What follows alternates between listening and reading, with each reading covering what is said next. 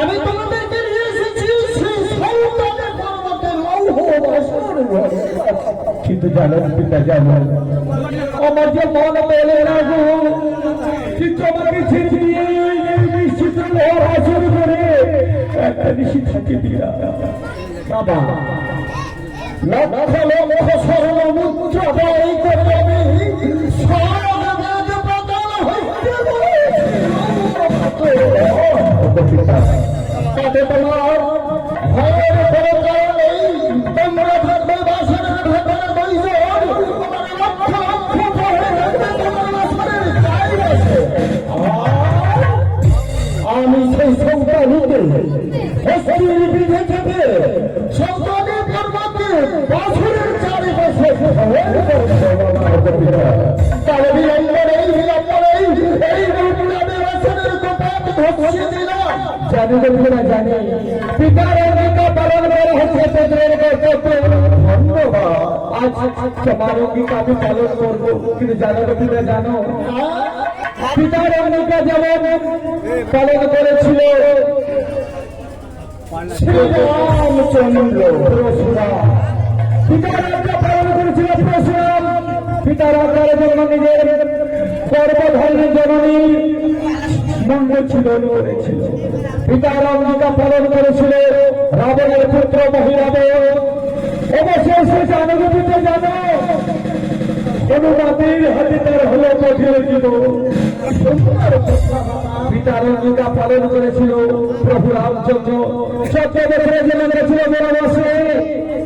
আজ তুমি দুই হাত তুলে আশীর্বাদ করে পিতা, আমি একটা বড় নারীকে নিয়ে সারা বিশ্বে যাপন করতে পারি পিতা।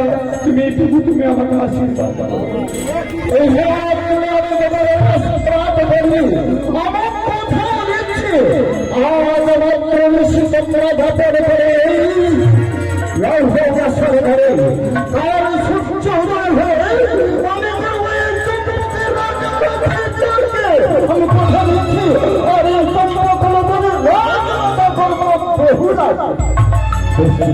আমি কথা দিচ্ছি কিন্তু সমাধানে বিশ্রাম করে। জানো পিতা, জানো যে পিঁজরা ছেড়ে একবার পাখি উড়ে যায় সে কখনো আসে না, কখনো আসে না। আমার মনে মনে রাখো পিতা, এই নিশিগুলো বাসর ঘরে আমরা প্রবেশ করি পিতা। জানো বাবা, তুমি জানো না মা জন্মের আমার হস্তে রয়েছে। এই নূতন যষ্টি যদি আমার হস্তে রয়েছে আসতেই পারে না। এই জন্য সমাবর্তা রয়েছে চারিপাশে অগ্নি দৌড় করে চলছে বাছরের যাত্রাচ্ছে। উপরে রয়েছে দেউল লৌলি আর তার উপরে উঠে রয়েছে চন্দ্র। যদি করে নাগ চলে আসে পক্ষী তার রূপ ধারণ করে এই আপনার ইচ্ছাই পূর্ণ হোক পিতা, আপনার ইচ্ছাই পূর্ণ হোক। ঠিক আছে বাবা। মা বলি বাবা, আমায় কিছু বলবেন গো? সত্যি বলার জন্য অনেকক্ষণ চেয়েছি আমি, তাহলে সবাইটুকু পাইনি যে তার মা বলে রাখবো। বলি না গো বাবা, এমন আমায় কি বলবেন আপনি? আমি যদি তোমাকে একবার যদি মা বলে ডাকি তাহলে তুমি কি আমাকে ছেলের রূপে গ্রহণ করে নিতে পারবে না রে মা? কেন পারবো না গো? সত্যি সত্যি যদি মাকে মা বলে ডাকা যায় তা মা কি আর কোনোদিন অবহেলায় ছেলেকে কাটিয়ে ফেলে দিতে পারে? তবে রে মা, বলি না বাবা গো, তুমি যখন আমাকে ছেড়ে বাবা মা গো মা, ছেলে যদি মায়ের কাছে কিছু সামান্য কিছু চাই তাহলে কি তুমি মা হয়ে দিতে পারবে না? দেখো বাবা, যদি আমার কাছে থাকে অবশ্যই দিতে পারবো। আমার কাছে রয়েছে মা, তোমার কিছু রয়েছে? আমার কাছে রয়েছে, আমি তো দেখতে পাই না গো।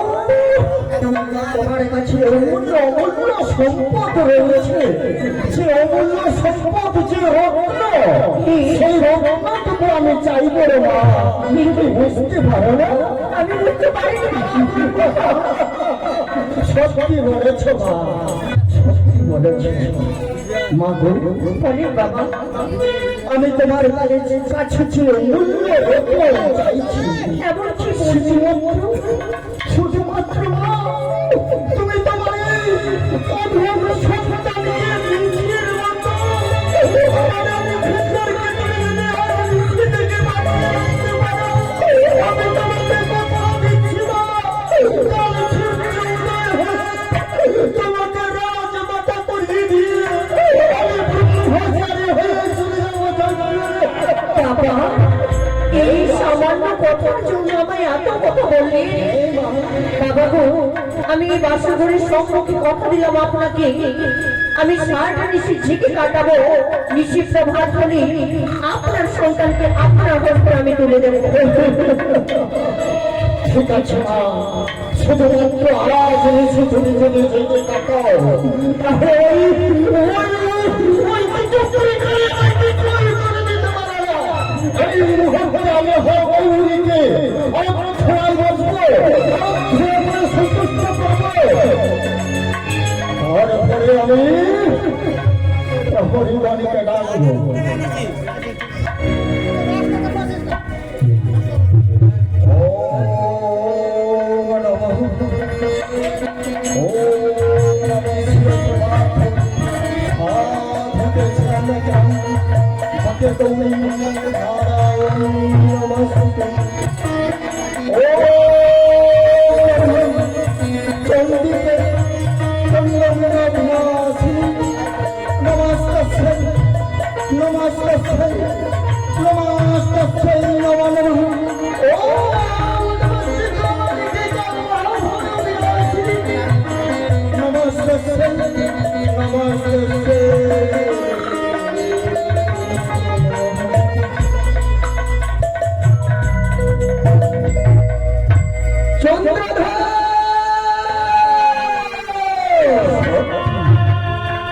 সন্তান যদি মাকে ডাকে মা আসবে না কেন? সত্যি তার বিপদ হয়ে গেল মা। আমি যতদিন তোমাকে পুষ্প দিয়েছি, যতদিন করেছি তোমাকে পূজা, আর তুমি এবার সাক্ষাতে এসেছিল দর্শন দেখেছো দশা মজা, কিন্তু কেন কেন আজ বললো, কেন দূর থেকে কেন? আমি যে তোমার দশে ভোজা নয়, দশে ভোজা নয়, তাহলে কি সেই মা সে না?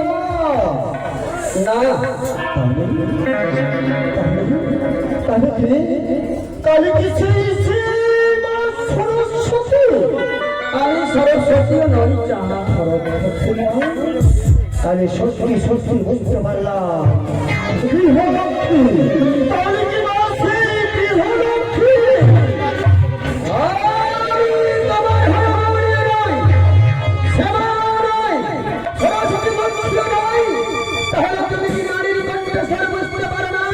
সত্যি বুঝতে পারছি, কিন্তু যদি সত্যি নারী হও তাহলে তোমার পরিচয় দাও। আমি হচ্ছে এই কলিযুগের জাগরিত দেবী শিবানন্দিনী।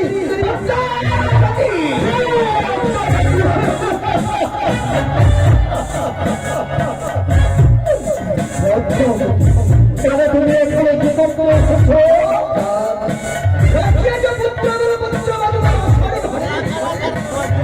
আর যদি মঙ্গল চাও, এবার তুমি আমার দেবী বলে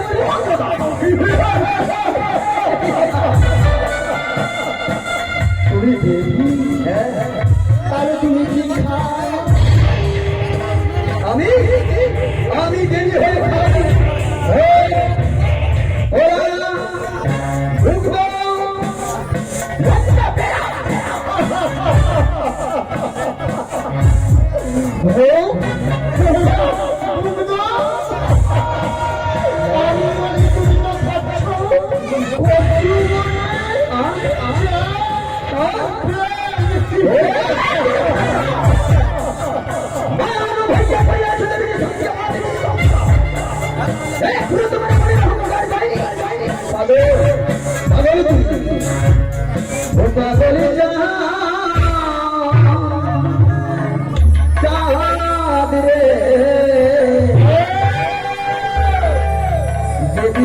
একবার খোঁজা